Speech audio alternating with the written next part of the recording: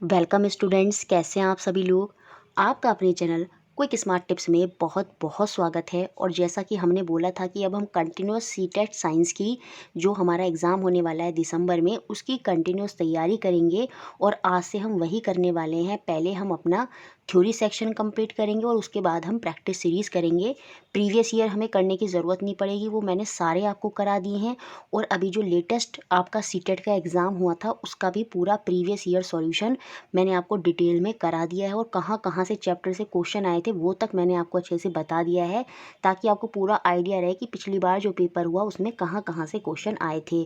आज से हम शुरू कर रहे हैं अपनी सीरीज़, जिसमें हम 6, 7, 8 की एनसीईआरटी को पूरा अच्छे से कवर अप करने वाले हैं। बहुत जल्दी हम इसको कवर अप कर लेंगे।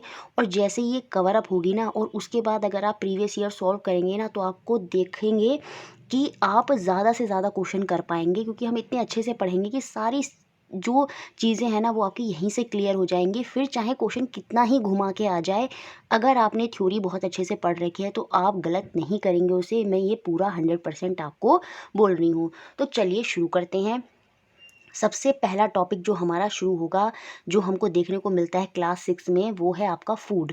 यहाँ से एक क्वेश्चन आना ही आना है। किसी किसी बार ऐसा हो सकता है 2 क्वेश्चन भी देखने को मिल जाते हैं, बट पूरे चांसेस हैं कि पूरे चांसेस नहीं, 100% है कि यहाँ से आपका एक क्वेश्चन आएगा। अभी जब 2020 का पेपर हुआ था तब भी एक क्वेश्चन आया था, और हर साल एक एक क्वेश्चन फूड वाले चैप्टर से आता है। ये क्लास देखने के बाद जो आपका फूड चैप्टर से क्वेश्चन आने वाला है वो आपका कहीं नहीं जाने वाला है।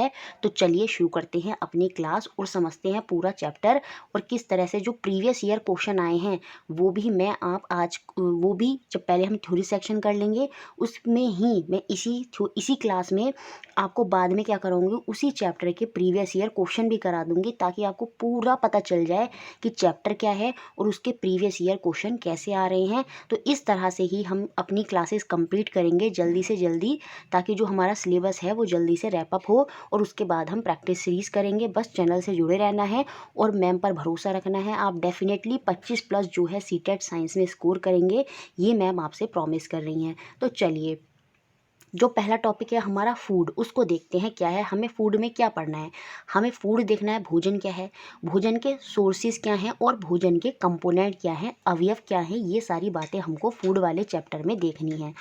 अब सबसे पहला पॉइंट आपके दिमाग में आएगा कि फूड है क्या, भोजन है क्या। जो भी हम पीपल या एनिमल खाते हैं, है ना, या फिर प्लांट एब्जॉर्व करते हैं ताकि वो जीवित रह सकें, वही क्या है, आपका भोजन है। भोजन कोई आपसे पूछे क्या है, तो आप बोलेंगे कि ऐसा ऐसा कुछ पदार्थ है जिसको लोग या जानवर खाते हैं, या पौधे जो हैं वो भी अवशोषित करते हैं ताकि वो जीवित रह सकें। तो वो आपका सिंपल सा क्या हो जाता है, फूड हो जाता है। उसकी हम सबको नीड है, जितने भी लिविंग ऑर्गेनिज्म है सबको क्या चाहिए, सबको फूड चाहिए, भोजन चाहिए। अब ये जो भोजन है, ये जो फूड है, ये हमको कहाँ से मिलता है।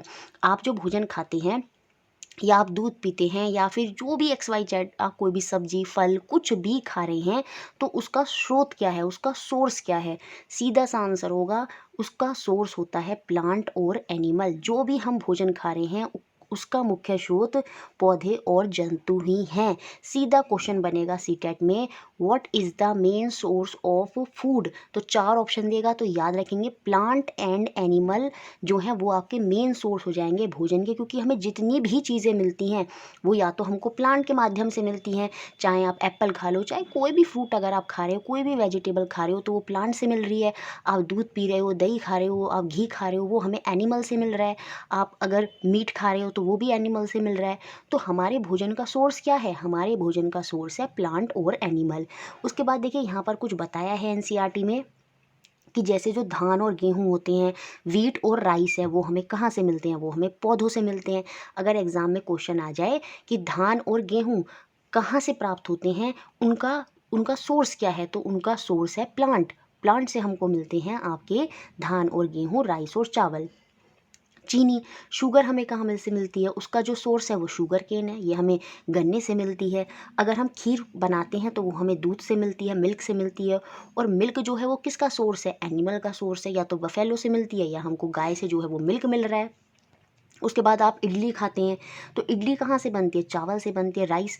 और राइस का सोर्स क्या है? फिर से वही प्लांट, हमको जो पौधा होता है चावल का, वहाँ से हमको अपना चावल मिलता है और फिर हम इडली बनाते हैं।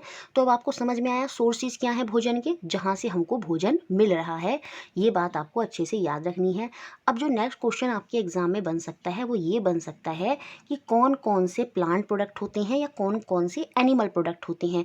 जो प्लांट से मिलते हैं वो प्लांट हैं और जो हमको एनिमल से मिलते हैं वो एनिमल हैं। जैसे मिल्क, कर्ड, ये जो है घी हो गया, ये सब क्या है? ये जंतु उत्पाद है, milk product, sorry animal product हैं। ये बात आपको याद रखनी है, सिंपल सी बात है। आई थिंक आपको समझ में आई होगी भोजन क्या है और भोजन के स्रोत क्या हैं, सोर्सेज क्या हैं, वो हमने यहाँ पर देखा। देखिए तेल है, ऑयल, ऑयल हमको कहाँ से मिलता है? आपको पता होगा सरसों के पौधे से हमको ऑयल मिल जाता है, मस्टर्ड प्लांट से। लेकिन एक बात और याद रखनी है आपको कि जो सरसों का पौधा होता है उससे हमें तेल तो मिलता ही मिलता है, लेकिन हम जो सरसों की पौधे की पत्तियाँ होती हैं वो भी सब्जी की तरह यूज़ करते हैं। तो यहाँ से एक बात समझ में आएगी आपको कि बहुत से प्लांट ऐसे होते हैं जिनके हम 2 पार्ट या 2 से ज़्यादा पार्ट खाते हैं। जैसे सरसों का पौधा हो गया तो उसका जो बीज है वो तो तेल बनाने में काम आ रहा है, और उसकी जो पत्तियां हैं वो क्या हो रही हैं? वो सब्जी बनाने में काम आ रही हैं। तो एक ही पौधे के हम क्या कर रहे हैं यहाँ पे? 2 या 2 से जो ज़्यादा भाग हैं वो खा रहे हैं। तो ऐसे क्वेश्चन भी एग्जाम में बन जाते हैं। ऐसे प्लांट बताइए जिनके हम 2 या 2 से ज़्यादा भाग खाते हैं। जैसे हम या तो उसका फ्रूट भी खा रहे हैं, और या फिर हम उसका स्टेम भी खा रहे हैं, या फिर हम उसका फ्लावर भी खा रहे हैं, या फिर हम उसका क्या कर रहे हैं, मतलब उसका कोई भी पार्ट, या फिर हम उसकी लीव्स खा रहे हैं। तो इस तरह से बहुत से प्लांट का हम कोई एक पार्ट ही खाते हैं, या बहुत से प्लांट के हम एक या ज़्यादा या 2 या ज़्यादा से उनके जो पार्ट्स हैं वो हम खाते हैं। हम पौधे के अनेक भागों को खाते हैं। देखिए ये मत सोचिए कि हम पौधे के खाली हमको क्या मिलता है, सब्जी मिलती हैं तो सब्जी हमारी हो गई, वेजिटेबल मिल गई, या हमको उसके फ्रूट्स मिल गए। नहीं, हम उनके फूलों को भी खाते हैं। जो आपका काशी फल होता है उसके जो फूल होते हैं उनसे सब्जी बनाई जाती है। हम जड़ खाते हैं, हम तना खाते हैं। जो अदरक होता है वो किस में काउंट होता है? वो स्टेम, तने में ही काउंट होता है। तो हम पौधों के अलग अलग भागों को खाते हैं। ये बात आप याद रखना, स्टेटमेंट ही आती हैं। जो थ्योरी मैं आपको बोल रही हूँ वो थ्योरी बोलने का मतलब है स्टेटमेंट। क्वेश्चन आपके कैसे आएंगे कि कौन सा कथन सही है? तो एक कथन लिखा होगा वहाँ पर कि हम पौधों के अनेक अनेक भागों को खाते हैं, तो वो कथन सही होगा। हाँ, हम पौधों के अनेक भागों को खाते हैं। We eat different part of plant like root, stem, fruit, flower and leaves. तो ये सारी चीज़ें हम पौधों की खाते हैं। देखिए अब चुकंदर, पालक, गाजर आदि पौधों की पत्तियां और तना दोनों ही खाने योग्य होती हैं। तो ये पूरा पॉइंट आपको अच्छे से याद रखना है। अगर पूछ ले कि ऐसे प्लांट, 4 ऑप्शन देगा और पूछेगा बताइए इनमें से कौन सा ऐसा प्लांट है या नहीं है कि जिसके हम पत्ती भी खाते हैं और तना, स्टेम भी खाते हैं। तो आपको पता होना चाहिए बीट रूट जो चुकंदर होता है उसकी हम पत्तियां भी खाते हैं, मतलब सब्जी बना के, और हम उसका क्या होता है, तना भी हम जो है, स्टेम जो है वो भी हम खाते हैं। स्पिनच हो गया आपका, पालक हो गया, कैरेट हो गई, है ना। तो कैरेट की जो पत्तियां हैं उनसे सब्जियां बन जाती है, और उसका तना जो है एज इट इज़ वो जो है हम खाते हैं। Both stems and leaves are edible. तो याद रखना इन वाले जो चुकंदर, पालक, गाजर हैं इनमें हम क्या करते हैं, पत्तियों के साथ साथ हम इनके तने जो हैं वो भी खाते हैं। ये बात आपको अच्छे से याद रखनी है। अब ये पॉइंट मोस्ट इंपॉर्टेंट है जो आपको इसमें याद रखना है। जो सीताफल होता है जिसे हम काशी फल बोलते हैं, उसके फूलों को भी खाया जाता है, क्योंकि उनके फूलों से क्या बनाई जाती है, सब्जी बनाई जाती है जिसको हम खाते हैं। तो अगर एग्जाम में क्वेश्चन बने कि हम ऐसा कौन सा प्लांट है जिसकी हम फूलों की सब्जी बनाकर खाते हैं, जो एनसीईआरटी में हमको बताया है, तो याद रखेंगे वो कौन सा है, वो काशी फल है, सीताफल है। ठीक है। उसके बाद देखिए गोभी जो होती है वो हमारी किसके अंदर आती है, फूल के अंदर आती है। कैबेज की बात नहीं हो रही है। पत्ता गोभी जो होती है वो तो हमारी लीव्स के अंदर काउंट हो गई, लेकिन जो फूल गोभी की बात करेंगे तो वो हमारी फूल के अंदर आती है। तो याद रखेंगे जो कॉलीफ्लावर होती है, ब्रोकली, आपने देखी होंगी मार्केट में आती हैं, काफ़ी महंगी मिलती हैं। सच बोलूँ तो मैंने तो अभी तक कभी खाई नहीं है, नॉर्मल वाली ही खाते हैं हमारे घर पर। तो जो ब्रोकली होती है, जो हरी वाली आती है, वो काफ़ी महंगी भी होती है। तो वो भी आपकी किस में आती है, फूल के अंदर ही आती है। तो ये सारी चीज़ें पता होनी चाहिए कि जो कॉलीफ्लावर है, ब्रोकली है, ये सब हमारी क्या है, ये सब हमारे फ्लावर हैं। इनके हम क्या खाते हैं, हम इनके फ्लावर खाते हैं।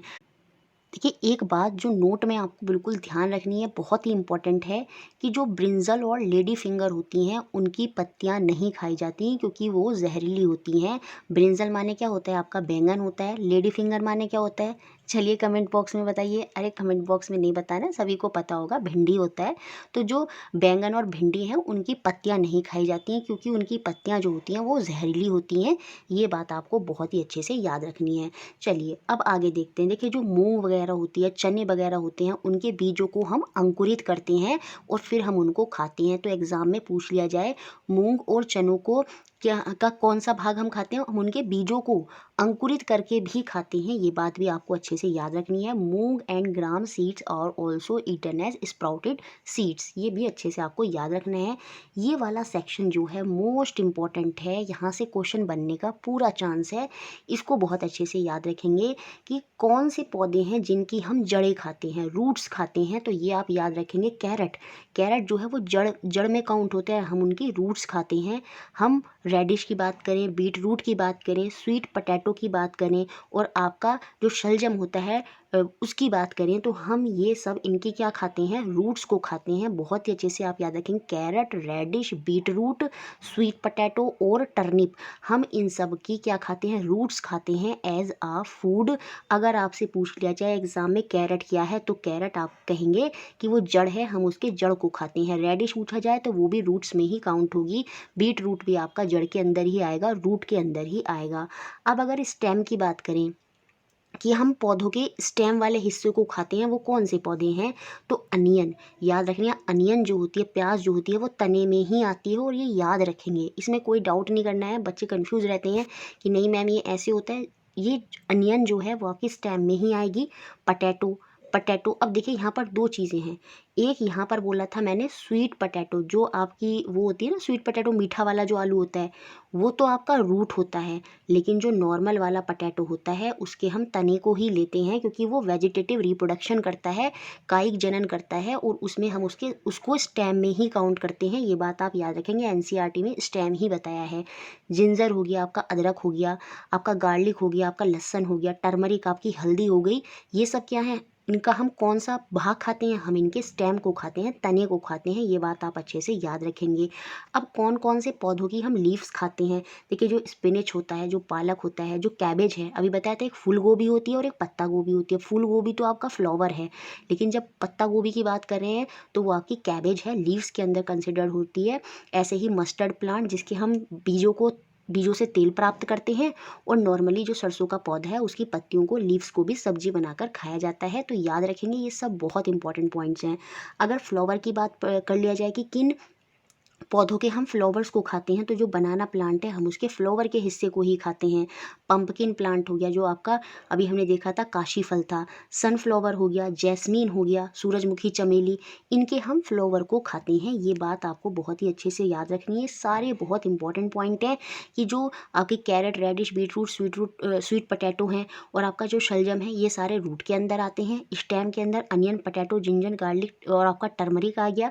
लीव्स के अंदर स्पिनिच, कैबेज और मस्टर्ड प्लांट आपका आ गया। फ्लावर के अंदर बनाना प्लांट, पम्पकिन प्लांट, सनफ्लावर और जैस्मीन आपके यहाँ पर आ गए। ये आप अच्छे से याद कर लीजिएगा, एग्जाम में पूछे जा सकते हैं। फिर देखिए, हमने भोजन देखा, भोजन के सोर्सेज देखे, अब हम उसके बाद देखते हैं भोजन के अवयव, कंपोनेंट। जो भोजन आप खाते हैं उनमें अलग अलग तत्व होते हैं। जैसे बोलते हैं ना, किसी में प्रोटीन ज़्यादा है, किसी में कार्बोहाइड्रेट ज़्यादा है, किसी में फैट ज़्यादा है, तो वो क्या है, वो आपके कंपोनेंट हैं, वो आपके अवयव ही होते हैं। भोजन के अंदर मुख्य पोषक होते हैं, या जिनको हम कंपोनेंट बोलते हैं। तो क्या क्या कंपोनेंट हो जाएंगे, कार्बोहाइड्रेट हो जाएगा। कार्बोहाइड्रेट, कार्ब्स जिसको हम बोलते हैं, और आजकल बहुत ही ज़्यादा डाइटिंग जब करते हैं तो कार्ब्स की बात होती है, लो कार्ब्स खाना चाहिए, तो वो कार्बोहाइड्रेट को ही बोल रहे हैं।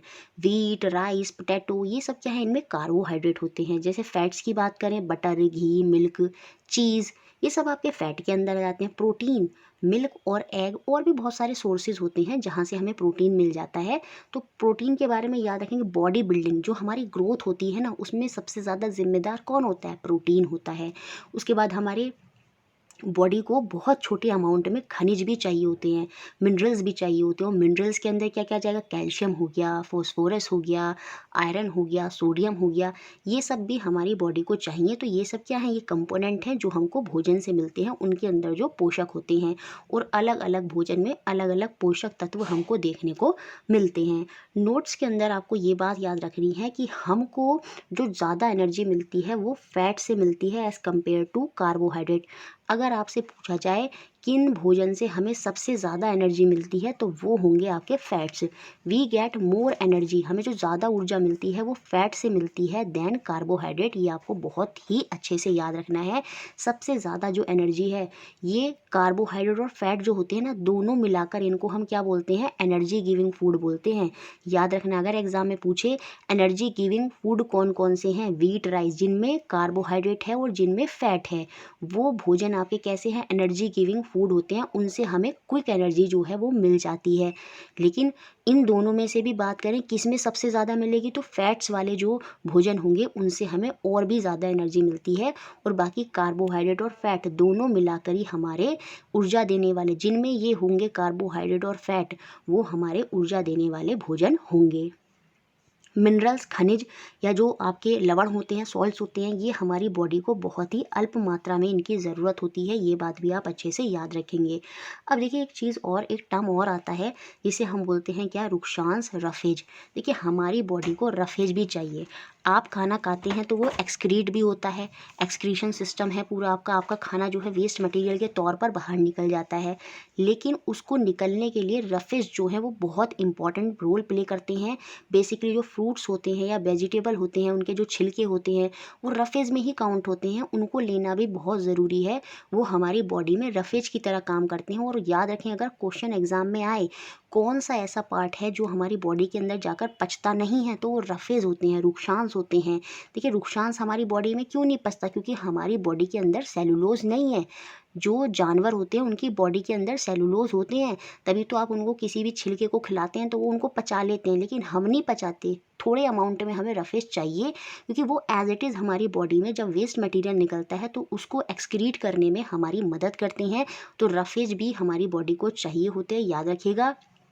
मैंने बता दिया क्यों हमारी बॉडी में नहीं पचते, क्योंकि हमारी बॉडी में सेलुलोज नहीं है, लेकिन हमारे शरीर को इनकी भी आवश्यकता होती है। हमारी बॉडी को रफेज भी चाहिए और पानी भी चाहिए, जो हमें अपना क्या होता है, जितना भी भोजन खाते हैं, जितने भी फ्रूट्स भी खाते हैं, उनमें भोजन में आपका रफेज भी होता है और वाटर भी होता है, और वाटर को हम एज इट इज़ लेते भी हैं। तो ये आपको अच्छे से याद रखना है। रफेज जो आहारी रेशे हैं, रुक्षांश हैं, उनमें कोई भी पोषक तत्व नहीं होते। वो हमारे सिर्फ एक्सक्रीशन, वेस्ट मटेरियल को जो बॉडी से निकलता है उसको निकलने में हेल्प करते हैं। Help in the excretion of wastage from our body. इतना याद रखना है रफेज के बारे में, रुक्षांश के बारे में, कि हमारी बॉडी में इनकी ज़रूरत है, ये पचते नहीं हैं, इनमें कोई पोषक नहीं होता, ये हमारे एक्सक्रीशन में मदद करते हैं। कार्बोहाइड्रेट, फैट पढ़ा, रफेज पढ़ लिया है ना, और मिनरल्स बताया जो हमारी बॉडी में स्मॉल क्वांटिटी में चाहिए। कार्बोहाइड्रेट के कुछ स्रोत, सोर्सेज, आप जब एनसीईआरटी की बुक देखेंगे क्लास 6 की, तो इंग्लिश वाले बच्चों को वहाँ पर इंग्लिश वाला डायग्राम भी मिल जाएगा। कार्बोहाइड्रेट हमको कहाँ कहाँ से मिलता है, शकरकंदी से, आलू से, गन्ना से, पपीता से, तरबूज, आम, मक्का, इन सब में। देखिए ऐसा नहीं है खाली कार्बोहाइड्रेट है, इनमें और भी चीज़ें होती हैं। जैसे अगर हम अनाज की बात करें तो मिनरल फॉस्फोरस जो है वो हमें अनाजों से मिलता है। तो बहुत सारे कंटेंट होंगे, बहुत सारे कंपोनेंट होंगे जो हमारे एक भोजन के अंदर होंगे। तो कार्बोहाइड्रेट आपको पता ही है, बेसिकली व्हीट, राइस, जो अनाज आते हैं, आलू वगैरह हो गए, उनमें बहुत ज़्यादा कार्बोहाइड्रेट होता है। वसा की बात करें, जो आपका फैट होता है वो किस में मिलता है, हमको तेलों में मिलता है। जो आप देसी घी खाते हैं वो हो गया, मक्खन हो गया, क्रीम हो गई, उन सब से हमें क्या मिलती है, फैट मिलती है, उनमें वसा होती है। कुछ प्लांट से भी मिलती है, कुछ हमको एनिमल से भी मिलती है, ये भी हमको अच्छे से याद रखना है। प्रोटीन की बात करें तो जितने भी, जैसे सोयाबीन यहाँ पर लिखा है, राजमा लिखा है, जितनी भी आपकी पल्सेस होती हैं, दालें होती हैं, वहाँ से हमको रिच अमाउंट में प्रोटीन मिलता है। सबसे ज़्यादा सोयाबीन से मिलता है, दूध से मिलता है, अंडे से मिलता है, यहाँ पर मछली भी बनी हुई है, पनीर भी बना हुआ है, ठीक है। इन सब से हमें क्या मिलता है, प्रोटीन मिलता है। ये भी आपको अच्छे से याद रखना है। अब प्रोटीन के बारे में आपको एक बात स्पेशल अलग से याद रखनी है, वो क्या है कि जो प्रोटीन होते हैं ना, वो हमारे शरीर वर्धक भोजन होते हैं। Protein rich food is called body building food. जिन भोजन में अच्छा अमाउंट का प्रोटीन होता है उन्हें हम बॉडी बिल्डिंग फूड कहते हैं। ये आप अच्छे से याद रखेंगे। तो हमारे ग्रोथ में सबसे ज़्यादा कौन सा कंपोनेंट मदद करता है, तो वो आपका प्रोटीन ही होता है। और डेफिशिएंसी ऑफ प्रोटीन से कौन सा रोग हो जाता है, क्वाशीक्वर और मेरेस्मस नामक जो डिजीज़ है वो प्रोटीन की डेफिशिएंसी से हो जाती है। ये बात आपको अच्छे से याद रखनी है। एक डिजीज़ में क्या होता है, पेट आपका फूल जाता है और एक में क्या होता है बहुत ही ज़्यादा जो शरीर है बिल्कुल पतला हो जाता है। तो ये दोनों बीमारियां हो जाती हैं कब? डेफिशिएंसी ऑफ प्रोटीन की वजह से। ये भी आपको अच्छे से याद रखना है। उसके बाद देखते हैं, देखिए हमारी बॉडी को मिनरल्स भी चाहिए, हमारी बॉडी को आयोडीन भी चाहिए, फॉस्फोरस भी चाहिए, आयरन भी चाहिए। ये सारी चीज़ें भी हमारी बॉडी को चाहिए होती हैं बहुत ही थोड़े अमाउंट में। अगर मैं आयोडीन की बात करूं तो हमारी बॉडी को आयोडीन चाहिए होता है और हमको आयोडीन कहाँ से मिलता है? जो सी फूड होते हैं उनमें रिच अमाउंट ऑफ आयोडीन होता है। डेयरी प्रोडक्ट हो गए जैसे दूध वगैरह, दही वगैरह, उनमें भी कुछ अमाउंट का आयोडीन हमको देखने को मिलता है। एग्स हो गए, श्रिम्प हो गए, है ना, जो बहुत लोग होते हैं ना वो केकड़े वगैरह जो खाते हैं, श्रिम्प खाते हैं, उनमें भी रिच अमाउंट ऑफ आयोडीन देखने को मिलता है। उसके अलावा अगर हम फॉस्फोरस की बात करें तो जो हमारे डेयरी प्रोडक्ट होगा, डेयरी प्रोडक्ट तो मतलब दूध दही तो खाना ही चाहिए हर इंसान को, क्योंकि उनमें फॉस्फोरस होता है। केले में फॉस्फोरस होता है, याद रखेंगे। जो हमारे अनाज होते हैं, जैसे यहाँ पर लिखा भी है लेग्यूम्स, पौधे जो हो गए हमारे, जो अनाज हो गए या जो हमारे ग्रेन्स हैं, व्हीट, राइस, इनमें क्या है? इनमें आपके क्या है? फॉस्फोरस भी होता है। ये भी हमको याद रखना है। अगर हम फिश की बात करें, है ना, तो इन सब में वेजिटेबल हो गया, एग हो गया, इन सब में फॉस्फोरस भी होता है। अगर मैं आयरन के सोर्सेज की बात करूं तो आयरन का सोर्स क्या है? सबसे अच्छा बोलते हैं ना पालक खाना चाहिए, तो पालक, लीवर, है ना, मछली के लीवर में भी बोलते हैं, लीवर ऑफ एनिमल, जो एनिमल के लीवर होते हैं उनमें रिच अमाउंट ऑफ आयरन होता है। लेग्यूम्स के अंदर, अनाजों के अंदर आपका पाया जाएगा, ठीक है, याद रखना। लेग्यूम्स में क्या आ जाएंगी? आपकी सारी जो दालें वगैरह हैं उनमें आ जाएगा। पंपकिन हो गया, उसके अंदर भी क्या है? पंपकिन की जो सीड होते हैं, जो पंपकिन का बीज होता है उसमें आयरन होता है। जो जैगरी हो गई, जैगरी माने क्या होता है आपका? जैगरी माने होता है आपका गुड़। जो गुड़ होता है वो भी आपका रिच सोर्स ऑफ आयरन होता है, तो हमको गुड़ भी खाना चाहिए। देखिए यहाँ पर ये इंपॉर्टेंट नहीं है एग्जाम्पल, लेकिन आपको पता होना चाहिए थोड़ा बहुत कि हमारा आयोडीन भी हमारी बॉडी को चाहिए, फॉस्फोरस भी चाहिए हमारी बॉडी को आयरन भी चाहिए। ये सारी चीज़ें आपको अच्छे से पता होनी चाहिए। अब ये वाला सेक्शन जो है ना वो बहुत ही ज़्यादा इम्पॉर्टेंट है। ये बहुत ही अच्छे से आपको याद रखना है। यहाँ से क्वेश्चन बनने का पूरा चांस है। जो आप भोजन खाते हैं उसमें स्टार्च और प्रोटीन होती है, तो उसको कैसे आप टेस्ट करेंगे कि आपके भोजन में स्टार्च है या प्रोटीन है? अब देखिए, स्टार्च, जिसे हम हिंदी में मंड या शकरा बोलते हैं, ये उनके अंदर पाई जाती है कि जो भोजन में क्या होता है? मुख्य रूप से कार्बोहाइड्रेट होते हैं। अगर किसी भोजन में कार्बोहाइड्रेट है तो उसके अंदर डेफिनेटली क्या होगी? स्टार्च, जिसे हम मंड या शकरा, शुगर बोलते हैं, तो उसके अंदर ये ज़रूर होगी। जैसे आलू हो गया, आपका चावल हो गया, ये सब कार्बोहाइड्रेट हैं, तो इनके अंदर क्या है? स्टार्च है, मंड है, शकरा है। अब उस कार्बोहाइड्रेट में अगर मुझे टेस्ट करना है कि उसके अंदर शकरा है, मतलब उसका पता लगाना है कि उसमें स्टार्च है या नहीं, तो एक टेस्ट आप कर सकते हैं जो एनसीईआरटी में बताया है कि आप क्या करेंगे, एक आयोडीन का विलयन लेंगे और उसकी 2-3 बूंदें जो भोजन है जैसे चावल है उस पर आप डालेंगे। अगर उसका रंग नीला या काला हो जाता है तो ये आपको बता देगा क्या कि उस भोजन के अंदर क्या है? स्टार्च है। ये पॉइंट बहुत इंपॉर्टेंट है। अगर एग्ज़ाम में आ जाए कि हम कैसे पता लगाएंगे कि किस भोजन में स्टार्च है, आपका कार्बोहाइड्रेट वाले भोजन में स्टार्च होता है, तो स्टार्च का पता लगाने के लिए हम क्या करते हैं? उस भोजन के ऊपर 2-3 बूंदें आयोडीन के सॉल्यूशन की डालते हैं, और अगर आयोडीन के सॉल्यूशन की बूंदें डालने के बाद उसका रंग नीला या काला होता है तो हम ये कह सकते हैं कि उस भोजन में क्या है? आपका स्टार्च है, मंड है, वो उपस्थित है। ठीक है, उसके बाद आप प्रोटीन, अगर आपको टेस्ट करना है कि किसी भोजन में प्रोटीन है या नहीं, तो वो आप कैसे करेंगे? ये टेस्ट बहुत इंपॉर्टेंट है। स्टेप बाय स्टेप बिल्कुल ध्यान रखना है कैसे कैसे होगा। सबसे पहले जो भोजन है हम उसका चूरा बना लेंगे, उसमें से थोड़ा सा भोजन निकालेंगे और उसको एक परख नली में जो ट्यूब होती है उसके अंदर हम डाल देंगे। उसके बाद हम उसमें कुछ ड्रॉप्स पानी डालेंगे, जैसे यहाँ पर लिखा है 10 ड्रॉप ऑफ वाटर। स्टेप पूछे गए थे एक बार सी टेट में, तो स्टेप आपको अच्छे से पता होने चाहिए कि पहले हमने भोजन लिया, उसका चूरा बनाया, और उसका कुछ चूरा वाला जो हिस्सा है उसको एक परख नली में एक ट्यूब के अंदर डाल दिया, और उस ट्यूब में उसके बाद हमने 10 ड्रॉप ऑफ पानी की डाली, है ना। और उसके बाद हम क्या करेंगे? 2 या 3 ड्रॉप हम कॉपर सल्फेट सॉल्यूशन की डालेंगे। पहले हम क्या डाल रहे हैं? कॉपर सल्फेट सॉल्यूशन की 2 या 3 बूंदें, और उसके बाद हम 10 ड्रॉप डालेंगे किसकी? कास्टिक सोडा की, या सोडियम हाइड्रोक्साइड जिसको बोलते हैं NaOH, इसी को हम क्या बोलते हैं, सोडियम हाइड्रोक्साइड या आपका कास्टिक सोडा। तो पहले हमने क्या करा, 2-3 बूंदे कॉपर सल्फेट सॉल्यूशन की डाली और उसके बाद हम सोडियम हाइड्रोक्साइड या कास्टिक सोडा की 10 बूंदे डालेंगे।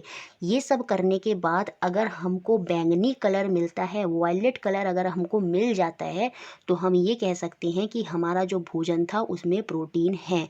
तो ये टेस्ट हैं प्रोटीन को टेस्ट करने का और आपका मंड और शकरा का पता लगाने का। तो ये आपको अच्छे से याद होने चाहिए, बहुत इंपॉर्टेंट है ये वाला।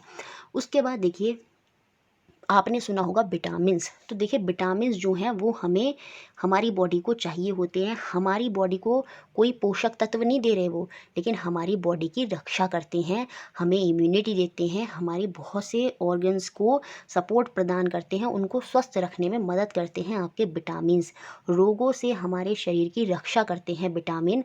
विटामिन हमारी आँख, अस्थियाँ, जो हमारी हड्डी हैं, हमारे दांत हैं, हमारे मसूड़े हैं, उन सबको स्वस्थ रखने में, हेल्दी रखने में जो है वो हमारी मदद करते हैं। और इनकी भी आवश्यकता हमको बहुत ही लिमिटेड क्वांटिटी में होती है, अल्प मात्रा में हमारे बॉडी को विटामिन्स चाहिए होते हैं। अब ये जो पूरा ये आपको दिख रही है इमेज, ये बहुत इंपॉर्टेंट है, यहाँ से क्वेश्चन बन जाएगा, बहुत ज़्यादा इंपॉर्टेंट है। विटामिन ए हमारी बॉडी को चाहिए और ये हमें कहाँ से मिलता है, गाजर, आपको बोलते हैं दूध से मिलता है। बहुत सारे सब्सटेंस हैं जहाँ से आपको विटामिन ए मिल जाता है। फ़िश से विटामिन ए मिल जाता है। तो विटामिन ए आपको बहुत ज़रूरी है आपकी बॉडी के लिए। दही, दूध, इन सब में विटामिन ए भी मिलता है। और इसकी कमी से जो भी परेशानी होंगी वो आपकी आँखों से रिलेटेड परेशानियाँ होंगी। आपकी दृष्टि कमज़ोर हो जाएगी, अंधेरे में आपको कम दिखने लगेगा, है ना, कभी कभी पूरी तरह दिखाई देना बंद हो जाएगा। तो वो सब किसकी वजह से होता है, विटामिन ए की कमी से ही होता है। याद रखेंगे, रतौंधी नामक रोग जो है वो विटामिन ए की कमी से ही होगा। या फिर जियोपथलेमिया एक रोग होता है, इसमें लिखा नहीं है, जियोपथलेमिया नामक जो रोग है वो भी विटामिन ए की कमी से ही होता है, वो भी आंखों से संबंधित रोग ही होता है। विटामिन बी की कमी से क्या हो जाता है, बेरी बेरी हो जाता है। इसमें क्या हो जाती हैं, आपकी जो पसलियाँ हैं वो कम कम काम करने लगती हैं, उनमें ऊर्जा की कमी हो जाती है, जिसे हम ऑस्टोमलेशिया भी बोलते हैं। क्या बोलते हैं, नहीं यहाँ पर नहीं, वो तो विटामिन डी की वजह से होता है। तो विटामिन बी, बेरी बेरी क्या है, हड्डियाँ कमज़ोर हो जाती हैं, चटकने लगती हैं हड्डियाँ, तो वो विटामिन बी की वजह से होता है, जिसे हम बेरी बेरी का रोग कहते हैं। विटामिन सी, स्कर्वी, ये तो आपको पता ही है। इसमें क्या होता है, आपके जो दांत मसूड़े होते हैं वहाँ से खून निकलने लगता है और उनके घावों को भरने में बहुत समय लगता है।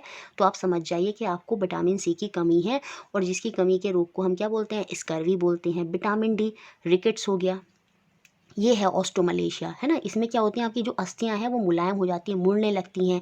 सन जो है हमारी बॉडी के अंदर, विटामिन डी पहले से ही होता है, सन उसको एक्टिवेट कर देता है।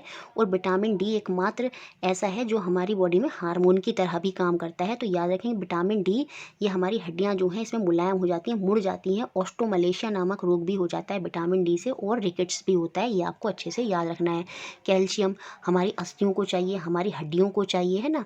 कैल्शियम की कमी से हमारी जो अस्थियाँ हैं वो कमज़ोर हो जाती हैं। आयोडीन की कमी से घिंगा, ग्वाइटर हो जाता है, ये भी बहुत अच्छे से याद रखना है। बच्चों में जो मानसिक विकलांगता है वो हो जाती है आयोडीन की कमी से। लोहे की कमी से, आयरन की कमी से हमें एनीमिया हो जाता है। उसमें क्या होता है, आपको बहुत ही ज़्यादा कमज़ोरी फील होने लगती है, जिसे हम अरक्तता बोलते हैं हिंदी में। तो याद रखेंगे, ये सारे विटामिन हमारी बॉडी को चाहिए, मिनरल्स भी चाहिए, क्योंकि हमारी बॉडी में ये रक्षा प्रदान करते हैं, हमारे जो ऑर्गन्स हैं उनको स्वस्थ रखते हैं। तो हमको विटामिन की बहुत ज़रूरी है, नहीं तो इनकी कमी से अनेक अनेक प्रकार के रोग हो जाएंगे। विटामिन ए से आपकी दृष्टिहीनता जितना भी है, रतौंधी नामक रोग हो जाएगा। विटामिन बी1 से वेरी बेरी, विटामिन सी से स्कबरी, विटामिन डी से रिकेट्स या ऑस्टोमलेशिया। कैल्शियम की कमी से आपकी जो अस्थियाँ हैं वो कमज़ोर हो जाएंगी। आयोडीन की कमी से ग्वाइटर, लोहे की कमी से एनीमिया, ये सारे रोग आपको हो सकते हैं। तो हमारी बॉडी की सुरक्षा प्रदान करते हैं जो जो विटामिन होते हैं और मिनरल्स होते हैं। एक बात आपको याद रखनी है, जो विटामिन डी है वो हमारे शरीर में हार्मोन की तरह सीक्रेट होता है, और सूर्य के प्रकाश में ये एक्टिवेट हो जाता है। अगर एग्जाम में क्वेश्चन आए वो कौन सा विटामिन है जो हार्मोन की तरह काम करता है, तो वो विटामिन डी हो जाएगा। देखिए, कुछ विटामिन आपके जल में घुल जाते हैं, और कुछ कुछ विटामिन जो होते हैं वो फैट्स में घुलते हैं। जैसे विटामिन बी और सी हैं तो वो जल में घुलनशील होते हैं। याद रखेंगे, बी और सी, अगर एग्जाम में आ जाए कौन से विटामिन जल में घुलते हैं, तो बी और सी वहाँ पर आप टिक करने वाले हैं। और बाकी अदर जितने भी विटामिन हैं इसमें बचे हुए, वो आपके वसा में घुलते हैं, फैट्स में घुलते हैं। विटामिन बी और सी को छोड़कर। याद रखेंगे, अगर आप चावलों को रिपीटेडली धोते हैं तो उससे विटामिन बी 1 जो है वो उनके अंदर से लॉस्ट हो जाता है, ख़त्म हो जाता है। देखिए यहाँ पर आप इनके नाम भी याद रख सकते हैं, जैसे विटामिन सी को एस्कॉर्बिक एसिड बोलते हैं, विटामिन ए को आपका रेटिनॉल बोलते हैं, विटामिन बी को थाइमीन बोलते हैं, विटामिन सी को एस्कॉर्बिक एसिड हो गया, विटामिन डी को कैल्सीफेरॉल बोलते हैं। ये सब आपको अच्छे से याद भी रखना है, ये बात भी आप एक्स्ट्रा में याद रखेंगे। इनके जो साइंटिफिक नेम है और वो आपको पता भी होंगे, पहले भी पढ़े होंगे, तो याद रखेंगे। Vitamin A retinol, vitamin B thiamine, vitamin C ascorbic acid. देखो एक क्वेश्चन ये भी बन सकता है, एस्कॉर्बिक एक कौन सा विटामिन है जो एसिड भी है, तो वो एस्कॉर्बिक एसिड हो गया ना विटामिन सी। विटामिन डी आपका हो गया कैल्सीफेरॉल।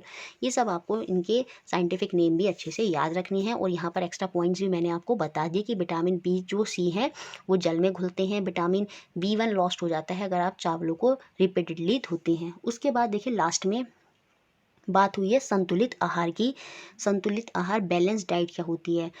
हमारे आहार में वे सभी पोषक तत्व उचित मात्रा में होने चाहिए जिनकी हमारे शरीर को आवश्यकता है। कोई भी पोषक तत्व ना आवश्यकता से अधिक हो और ना ही उससे कम हो। पर्याप्त मात्रा में रुक्षांश भी होना चाहिए और जल भी होना चाहिए।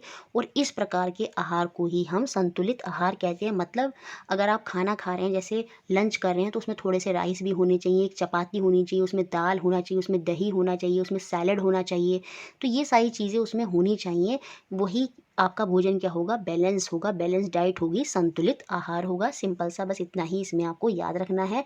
एक बात नोट के अंदर यहाँ पर लिखिए जो हमको समझनी है, छिलका उतार कर यदि सब्जियों और फलों को आप धोते हैं तो उनके कुछ विटामिन जो है वो उनमें से नष्ट हो जाते हैं, क्योंकि जो सब्जी और फलों की त्वचा होती है उनके ऊपर बहुत ही इंपॉर्टेंट विटामिन या खनिज जो हैं या लवण जो हैं वो उन पर होते हैं। तो याद रखिए, छीलने के बाद कभी भी सब्जी और फलों को धोना नहीं चाहिए, उनसे उनके बहुत ही इंपॉर्टेंट विटामिन जो हैं वो उसमें नष्ट हो जाते हैं। तो ये था आपका पूरा चैप्टर जो मैंने आपको समझाया फूड वाला। तो देखिए हमने चैप्टर को समझ लिया। अब हैंड टू हैंड हम इसके प्रीवियस ईयर क्वेश्चन भी देखेंगे जो आपके एग्जाम में पूछे गए। देखिए एक क्वेश्चन आपका 2019 में पैडागोजी से बना, वो भी इसी चैप्टर से कनेक्ट करते हुए। देखिए एक टीचर है जो बिगिन करती है अपनी class by demonstrating the chemical test of starch, जैसे भी हमने पीछे पढ़ा था, in a given sample of food. The cognitive process associated with the above statement is. एक शिक्षक कक्षा का आरंभ एक दिए गए भोजन के नमूने में मंड का रासायनिक परीक्षण कर कर प्रदर्शित करती है। तो हमको बताना है कि यहाँ पर कौन सी संगनात्मक प्रक्रिया हो रही है, वो क्या कर कर बच्चों को दिखाना चाह रही है। देखिए यहाँ पर वो कुछ नया क्रिएट नहीं कर रही है, सिंपल सा एक टेस्ट हो रहा है जिसका वो क्या कर रही है, उसको अनुप्रयोग कर कर सिंपल वो दिखा रही है ताकि बच्चे भी उसको अप्लाई कर सकें। तो यहाँ पर कौन सा कॉग्निटिव प्रोसेस एसोसिएट होगा, तो वो हो जाएगा अप्लाइंग। साफ साफ दिख रहा है, टीचर सिंपल एक डेमो करके दिखा रहा है, तो वो ये वहाँ पर क्या कर रहा है, अप्लाई कर रहा है, अनुप्रयोग कर रहा है। तो कौन सा कॉग्निटिव प्रोसेस यहाँ पर एसोसिएट होगा, अप्लाइंग होगा। याद रखेंगे, तो ऑप्शन सी यहाँ पर बिल्कुल सही होगा। तो इस तरह से एक पैडागोजी का क्वेश्चन भी यहाँ पर इस चैप्टर से बना। उसके बाद देखते हैं, देखिए अभी जो 2020 में पेपर हुआ वहाँ पर भी क्वेश्चन आया आपका जो इस चैप्टर से कि डेफिशिएंसी ऑफ विटामिन एक्स, वो जो चार्ट मैंने आपको समझाया था विटामिन सी वाला, स्कर्वी रोग हो जाता है, मसूड़ों में खून आने लगता है, वो वाला। तो यहाँ पर deficiency of vitamin X cause bleeding of gum. तो हमको तुरंत पहचान जाना है वो कौन सी विटामिन है, विटामिन सी है। तो यहाँ पर चारों ऑप्शन में सिर्फ एकमात्र सेकंड ऑप्शन ही ऐसा दिया था, तो जिसको हम यहाँ पर टिक करते तो ऑप्शन सेकंड हमारा ये बिल्कुल सही हो जाता। This vitamin is essential for absorption of mineral Y. कौन से मिनरल को, आयरन को। और ये हमारी जो विटामिन है ये कौन से फूड में मिलती है, जेड फूड में, मतलब सिट्रस फूडों में ये हमको मिलती है। तो यहाँ पर हमें एक्स वाई जेड को आइडेंटिफाई करना था। तो ऑप्शन सेकंड ही आप देखकर पहचान जाते, ब्लीडिंग ऑफ गम मतलब विटामिन सी, और दैट इज़ क्या होती है, वो आपका स्कर्वी होता है। ये आपको अच्छे से याद रखना है। जो और क्वेश्चन एग्जाम में बने हैं वो देखते हैं। जुलाई 2019 के सीटेट में क्वेश्चन बना था, कौन से न्यूट्रिएंट्स प्रेजेंट होते हैं मिल्क में। तो मिल्क जैसे आप देखेंगे तो यहाँ पर आपको कैल्शियम मिल जाएगा, प्रोटीन तो होता ही है, और विटामिन डी। तो ऑप्शन नंबर डी जो है वो यहाँ पर बिल्कुल सही था, सीधा सा पहचान जाते इसमें आप कैल्शियम को देखकर। ठीक है, उसके अलावा देखिए आगे और क्या क्या क्वेश्चन बने हैं। सीटेट सितंबर 2016 में एक क्वेश्चन बना था, which of the following is the reproduction part of ginger, निम्न में से कौन सा अदरक का जन्नांग है, ये हमको बताना है। सिंपल सा पूछ रहा है, रिप्रोडक्शन या जन्नांग जिंजर किस में आता है, तो जिंजर हमने पढ़ा था ये स्टेम में आता है, तने में आता है, तो ऑप्शन नंबर सी यहाँ पर बिल्कुल सही होगा। नेक्स्ट क्वेश्चन जो आपसे पूछा गया, देखिए ये काफ़ी अच्छा क्वेश्चन है और जो मैंने समझा है उसके अकॉर्डिंग आप इस क्वेश्चन को बड़े आसानी से आप कर देंगे। Given below are some food item, कुछ खाद्य पदार्थ दिए हैं, हमको यहाँ पर बताना है कि किन पदार्थों में ब्लू ब्लैक कलर हमको मिल जाएगा जब उनका आयोडीन के साथ परीक्षण होगा।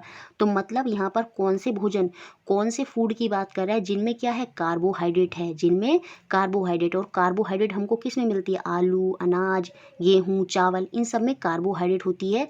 और उन पर जब हम आयोडीन की बूंदें डालते हैं, अगर वो नीला या काला रंग देती हैं तो इसका मतलब उनमें स्टार्च है।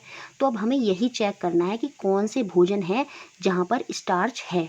देखिए बॉइल्ड और मैश्ड पोटैटो, बिल्कुल जो चावल उबला हुआ होता है और जो पिसा हुआ आलू होता है उनके अंदर हमको स्टार्च देखने को मिलती है, सीधी सी बात है। उसके बाद देखिए उबले और चबे हुए चावल, यहाँ पर बच्चे कंफ्यूज होंगे, देखिए ये सही नहीं होगा।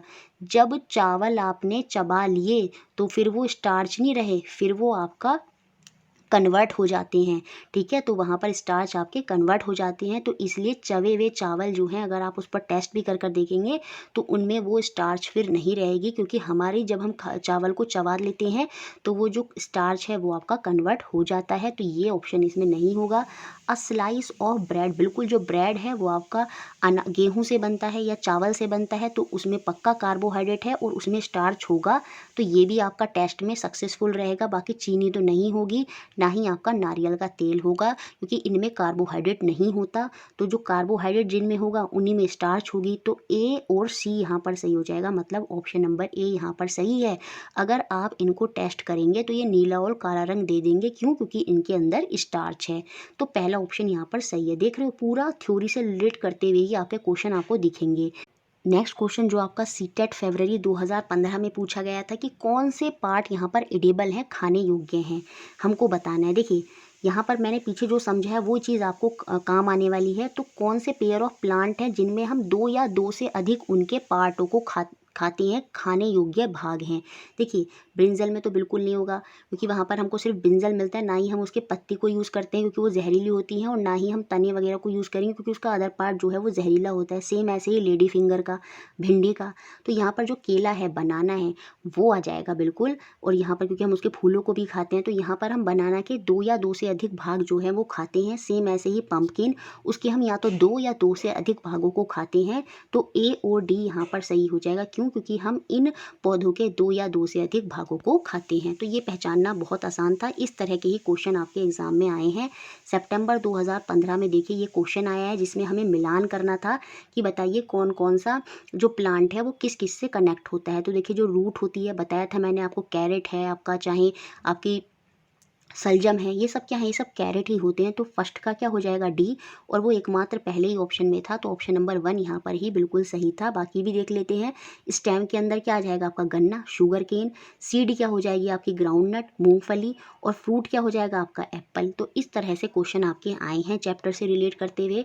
आगे क्वेश्चन देखते हैं। देखिए जुलाई 2013 में क्वेश्चन आया था, जो हमने प्रोटीन का टेस्ट करा था सेम वैसा ही हमको क्वेश्चन दे दिया, और हमको बोला गया था इनको सही चरण में, सही क्रम में व्यवस्थित करना है। तो यहाँ पर अब व्यवस्थित करना बहुत ही आसान हो जाएगा आपके लिए।